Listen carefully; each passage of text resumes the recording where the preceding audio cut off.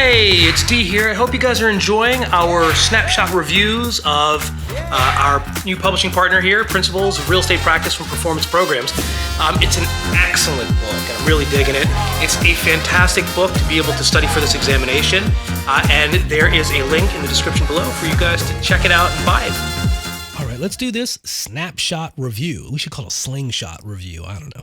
Anyway, Unit 12, listing agreements. Let's do it. So the review of legal foundations, the listing, which is a broker's enforceable contract of employment, it's an employment contract, with clients establishing special agency relationships to procure a customer or to consummate a transaction. It's rooted in agency law. The parties, the listing broker and the client, the broker subagents, the customers and prospects. It connects the contractual world to a fiduciary duty of the agent, in which is loyalty, obedience, disclosure, care, diligence, and accounting. The scope of authority, listings are special or limited agency, not general agency agreements. Brokers may not contract for clients unless specifically authorized, and clients are liable only for the broker's acts within the scope of the authority.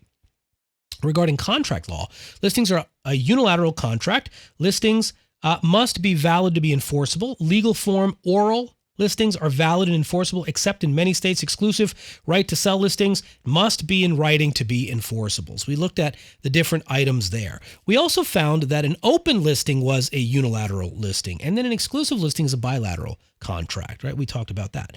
Listings are not assignable because they are a personal service contract.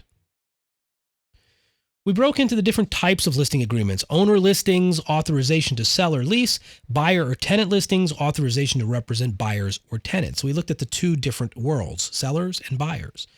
Then we looked at the specific types: the exclusive right to sell, which is super duper popular on exams, the most prevalent one in the industry, given to one broker, must usually be written, must expire. We talked about that. And the broker gets commissions if the property transfers during the period. An exclusive agency is the exception is the owner. It can be oral or written, but it must expire. Brokers get paid commissions unless the owner sells. That was the operative thing there. We want to make sure that we have that, and the difference between an exclusive agency versus an exclusive right to sell. Then we got the open listing, which is, again, a unilateral contract, non-exclusive, can be oral or written, no stated expiration. It has to be reasonable. Procuring cause gets the commission. No commission if the client procures a customer. And then the net listing, which is prohibited in most states. All sales proceeds above the seller's minimum price go to the broker. Discouraged, if not illegal. Buyers and tenant agency agreements, open or exclusive listings with buyers or tenants to represent their interests. Compensation in the form stipulated by agreement. May be paid by seller or the landlord at closing. Payable if buyer defaults potentially. Agent has a fiduciary and disclosure duties to the buyer and or maybe to the seller. And then we looked at some ideas of a transaction broker, the next bucket, where one side is representing the seller, one side could be representing the buyer. Then we could be representing both in the dual agency format. That's both sides are clients. And then the transaction broker, there is no client or fiduciary obligations. Here, it's just a non-agency, no fiduciary duties. The agent does not work in the interests of or for the benefit of either party. Multiple listings places the listing inside of the MLSs. Owners consent to rules and provisions of the multiple listing services. Fulfillment and termination, agent's performance based on results finds ready, willing, and able customers or affects the sale, may perform only authorized tasks to achieve results, must verify owners and property data, may delegate duties to the salespersons and other brokers.